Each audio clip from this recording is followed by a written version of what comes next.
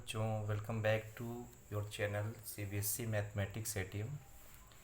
In previous video you all learned about the introduction of real numbers. Today we will discuss the exercise 1.1 of real number. Question number 1. Use Euclid division lemma. Use Euclid division algorithm to find SCF of 135, 225 and so on. These three questions. Simply the question which relate to Euclid division algorithm. In introduction part we have already discussed about the algorithm and the lemma both. Okay, let's see one question. Instead of these three we will solve the question part third, and in third part you have to find the HCF between 867 and 255.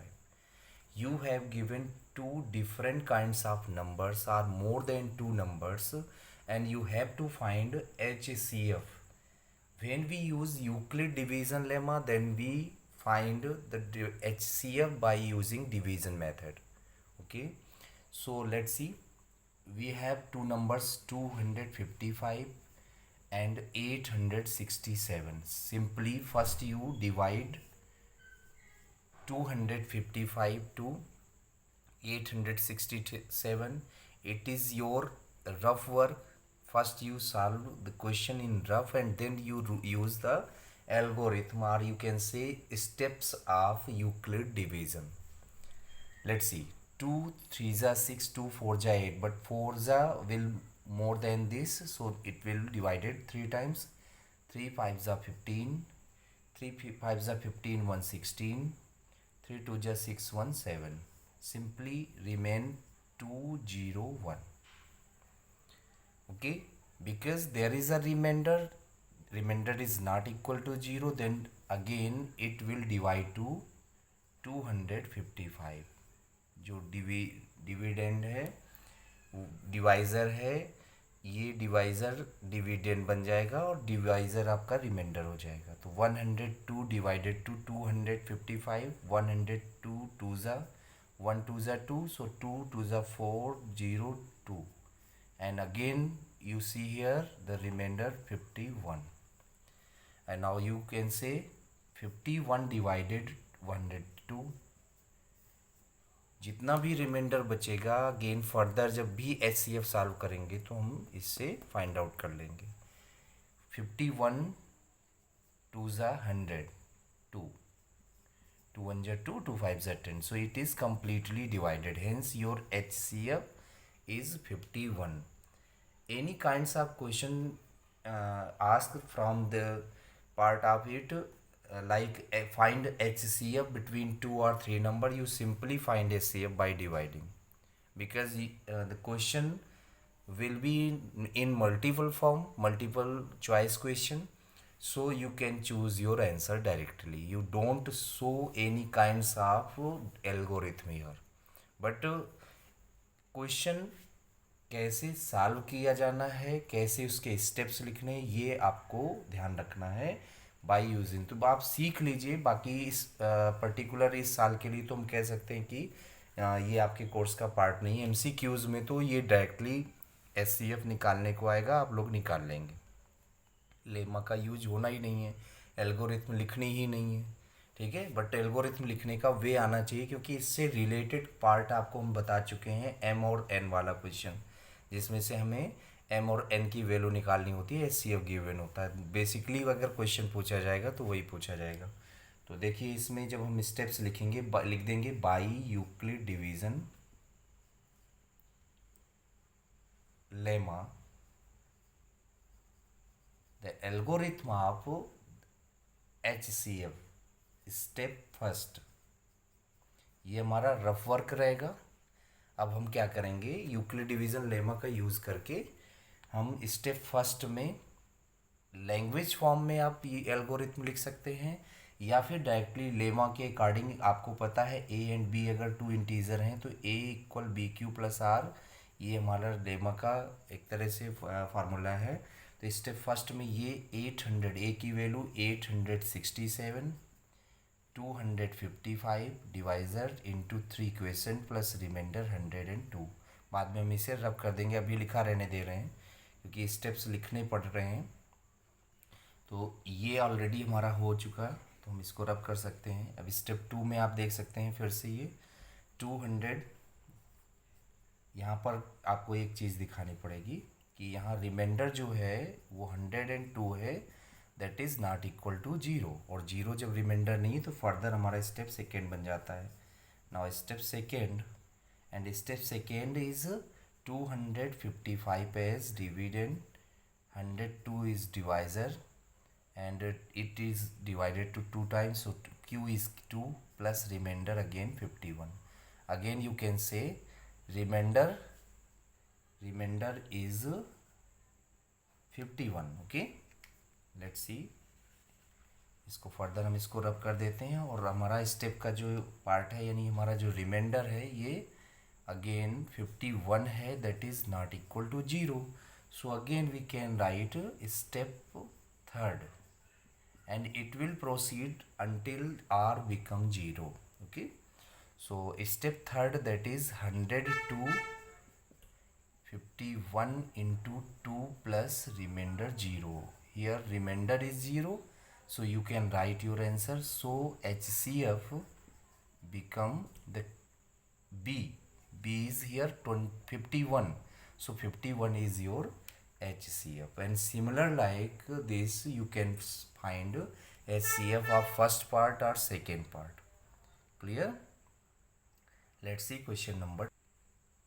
So that any positive odd integer is of the form 6q plus 1, 6q plus 3, 6q plus 5, where q is some integer. Students, there's two kinds of question will come in exam like this. In first type question is in which you have to prove the question as 6q or something q form, and their second type m form. okay, यहाँ पर दो तरह के question आपको देखने के मिलेंगे, ध्यान रखना है। जो q टाइप क्वेश्चंस हैं यानी जिनमें आपको प्रूविंग में q लाना है, तो आप q का कोएफिशिएंट चेक करेंगे। q का कोएफिशिएंट आपका 6 है, यहाँ पर 4 भी हो सकता है, किसी क्वेश्चन में 5 हो सकता है, 3 हो सकता है, तो ये डिफर होगा अलग अलग क्वेश्चन में। q का जो भी पार्ट है, कोएफिशिएंट पार्ट है, ये आपको पता है लेमा में b की वैल्यू होती है, तो आप यहीं से सॉल्यूशन इसका समझ सकते हो कि लेट करेंगे b की वैल्यू 6, और जब आपको b 6 हो तो हमने आपको बताया था कि r जो होगा वो 0 टू लेस देन 6 होगा, यानी 0 1 2 3 4 5, सो r बिकम 0 टू 5। ये रिमाइंडर हमारे, अगर कोई इंटीजर है जो 6 है b की वैल्यू, तो रिमाइंडर हमारा 0 से 5 के बीच में कुछ भी हो सकता है। तो अब देखिए हम यहाँ पर यूज़ करने जा रहे हैं lemma, by Euclid division lemma. यहाँ कहीं लिखा हुआ नहीं है, बट हम क्वेश्चन ऐसे ही लगाएंगे, by Euclid division lemma we can write integer a equal b आपका 6 हो, if b equal 6 and r equal 0। Okay, so by EDL जो इंटीजर है ये हो जाएगा 6q plus 0 you can write 6q further. Okay, तो इंटीजर की value आ गई 6q।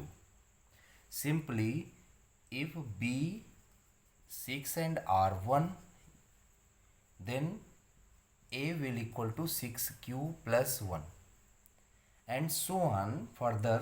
When r equal to, then it will be 6q plus 2.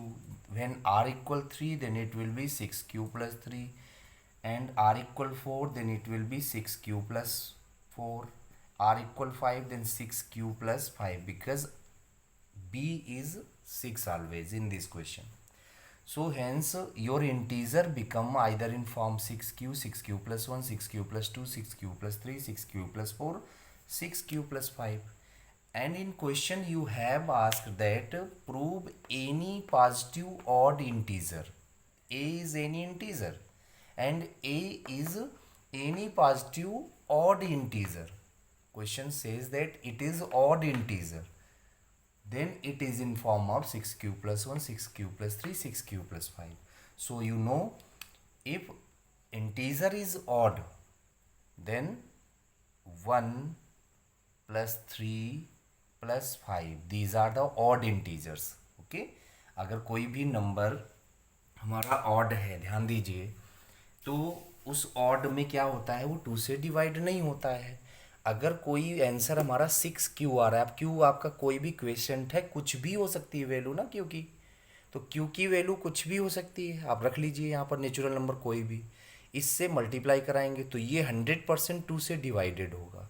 तो 2 से डिवाइडेड कौन नहीं होगा, जिसमें हमारे ऑड फॉर्म होंगे, जैसे 1 है, 3 है, 5 है, यही तो हमारे ऑड नंबर्स हैं। यहाँ पर 0 है, 2 है, 4 है, ये इवन नंबर्स हैं।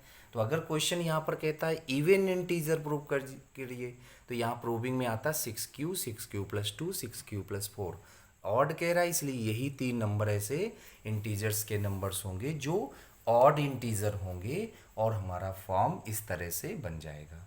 तो हम कह सकते हैं, hence we can say any positive integer, you can write your language, any positive odd integer is of the form 6q plus 1, 6q plus 3 or 6q plus 5 only. Okay, hence proved. Now question number 3. An army contingent of 616 members is to march behind an army band of 32 members in parade. The two groups are to march in the same number of columns. What is the maximum number of columns in which they can march? Question का sense जब तक आप समझेंगे तब तक ही question समझ में आएगा, अदरवाइज क्वेश्चन पढ़ लीजिए, कुछ भी आप कर नहीं सकते।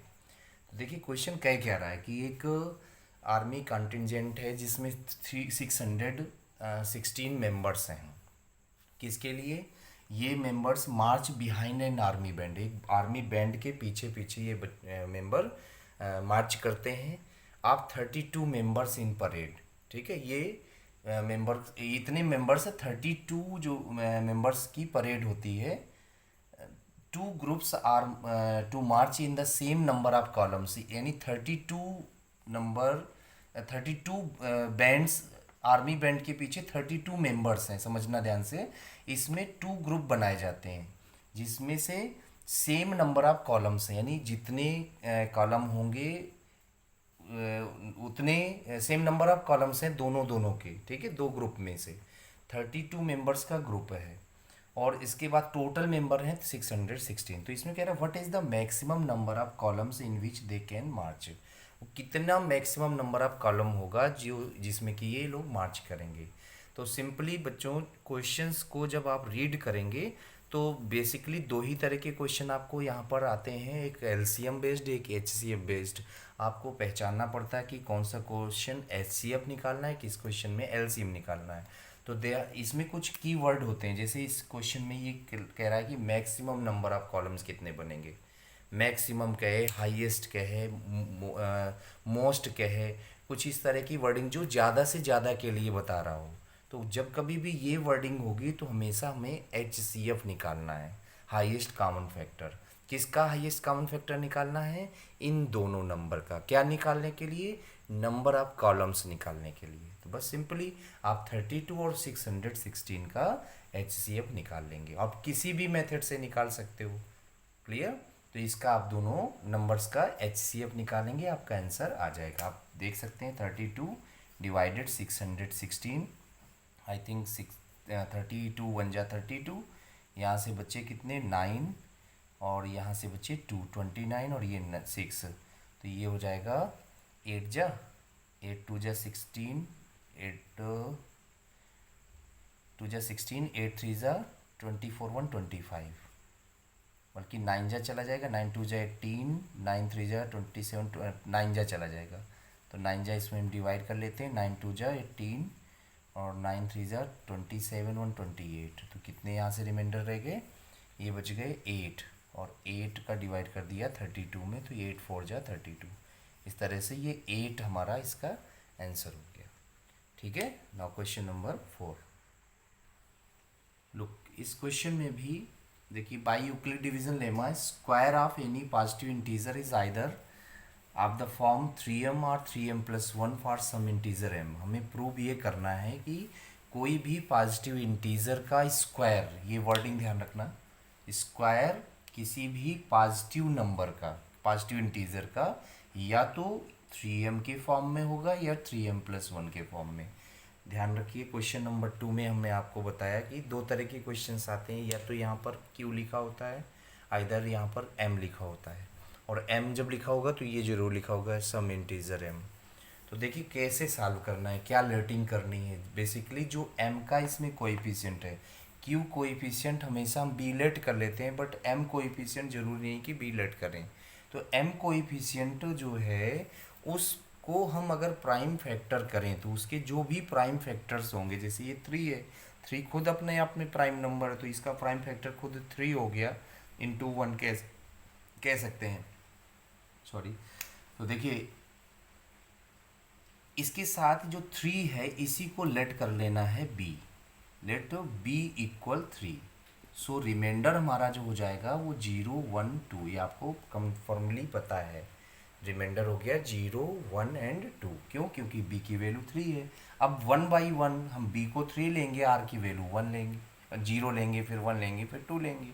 तो if b equal 3 r equal 0 then by EDL, Euclid division lemma, हमारा जो इंटीजर होगा वो हो जाएगा 3q + 0।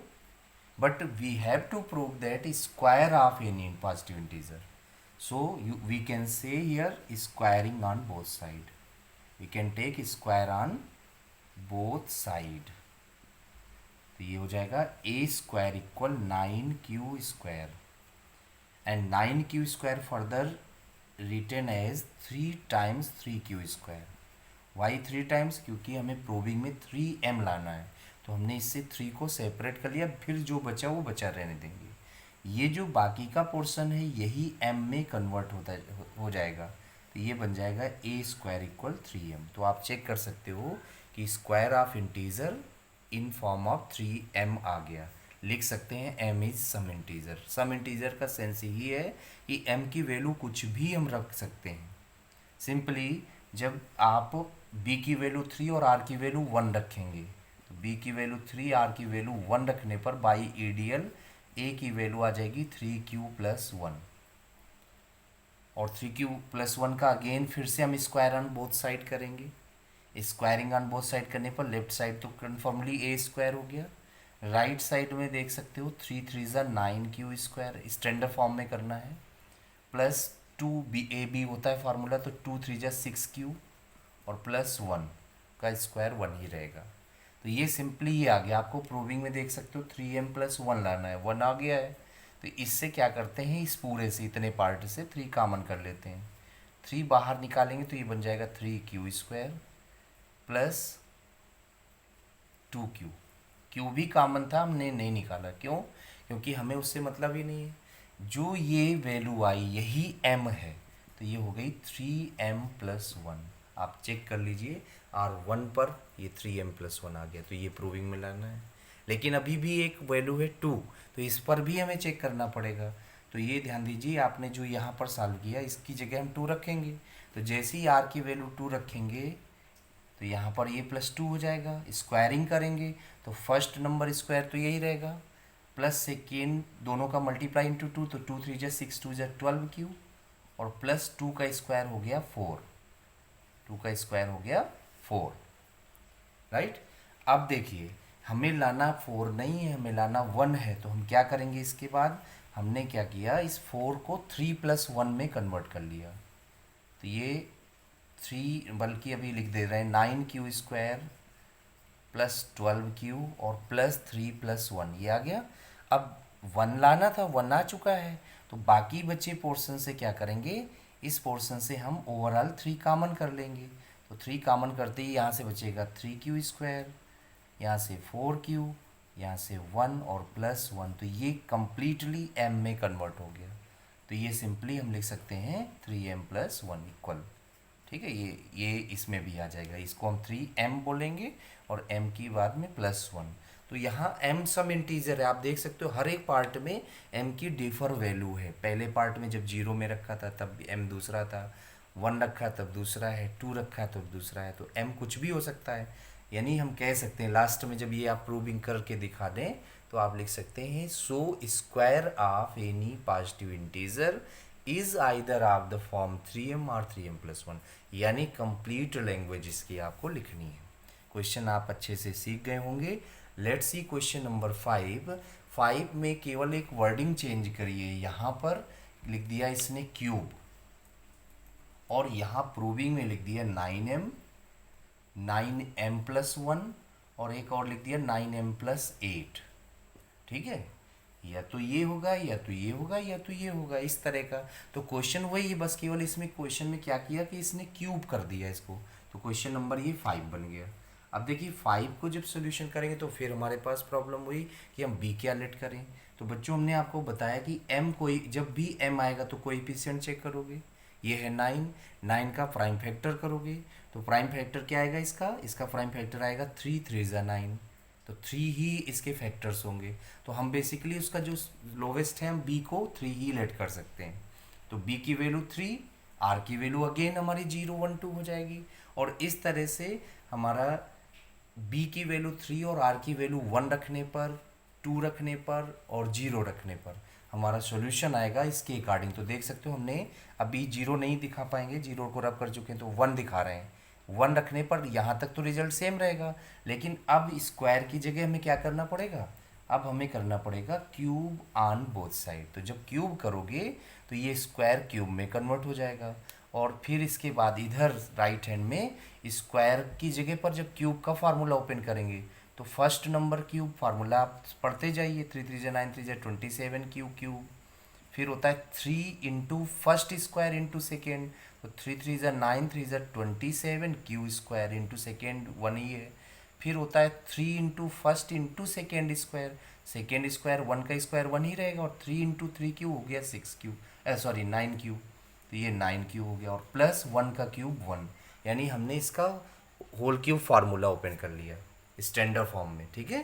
फार्मूला होता है a cube plus 3a² b plus 3ab² plus b cube, ये हम फार्मूला यूज कर रहे हैं, ठीक है। तुम क्वेश्चन देखो, थोड़ी देर के लिए रब कर देते हैं। फर्स्ट लाइन इसमें लिख दे रहे हैं, ये फार्मूला हमारा है a plus B of cube, a cube plus 3a² b plus 3ab² plus b cube, standard form ये है। इसी फॉर्म से आप इसको ओपन करेंगे, तो या आप लैंग्वेज फॉर्म में पढ़ सकते हैं, first number cube plus 3 into first number square into second plus 3 into first into second square plus second cube, यही हमने इस फार्मूले से ओपन किया है।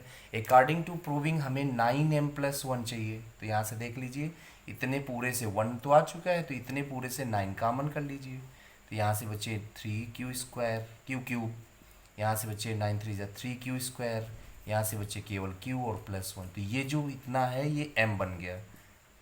यहाँ हम लास्ट में लिख सकते हैं कि where m is 3q³ plus 3q² plus q, right. तो ये हमारी प्रूविंग फर्स्ट आ गई। अब जैसे हम 2 रखने पर ये रखेंगे, इसका क्यूब करेंगे तो यहाँ पर क्यूब हो जाएगा, लेकिन राइट में यहाँ पर चेंज वैल्यू मिलेगी। तो देखिए इसका जब चेंज मिलेगा हम थोड़ा सा राइट इधर से करते हैं, a cube equal whole cube खोलें तो 3 3 9 3 27 क्यूब, फिर 3 3 9 3 27 और 2 54 क्यू², फिर 3 3 9 4 36 क्यू, और प्लस 2 का क्यूब 8, यहाँ 8 आ चुका है, तो इतने से केवल आप 9 को कॉमन कर लीजिए, तो ये बन गए 3q³ plus 6q² plus 4q और प्लस 8, तो ये पूरा बन गया कन्वर्ट होके m में, तो 9m+8। अब 0 की भी आप वैल्यू देख सकते हो, 0 को जब हम रखेंगे, 0 हमने नहीं रखा, पहले हम 0 रखेंगे तो यहाँ 0 हो जाएगा सिंपली, ये 0 रखने पर ये 3qa की वैल्यू 3q आ गई, तो सिंपल केवल इतना ही तो आएगा 27q³, और 27 से 9 कॉमन कर लो तो 9 इंटू 3q³, तो इससे 9 इंटू m, इसको m मान लेंगे, तो ये 9m। अब आप चेक कर लीजिए इसका आंसर 9m आया, 9m+1 आया, जब 1 रखा था और 2 रखा तो ये 9+8 आया, 9m+8. So we can say any positive integer is either of form 9m, 9m+1 और 9m+8. कौन सा positive number, positive integer? Cube of any positive integer. तो क्वेश्चन की वही लैंग्वेज हम एज इट इज़ यहाँ पर कंप्लीटली उतार देंगे. ठीक है, तो ये हो गया हमारी एक्सरसाइज 1.1. आप लोगों को हमारा वीडियो पसंद ज़रूर आया होगा. अगर पसंद आया तो आप इसको लाइक करें, दूसरे बच्चों को भी आप शेयर कर सकते हैं जिससे कि उनको भी बेनिफिट मिले. और चैनल अभी तक अगर सब्सक्राइब नहीं किया है तो ज़रूर सब्सक्राइब कर लीजिए, क्योंकि हमारा जो नेक्स्ट वीडियो है आपको तुरंत अपडेट उसकी मिलती जाएगी. Thanks for watching.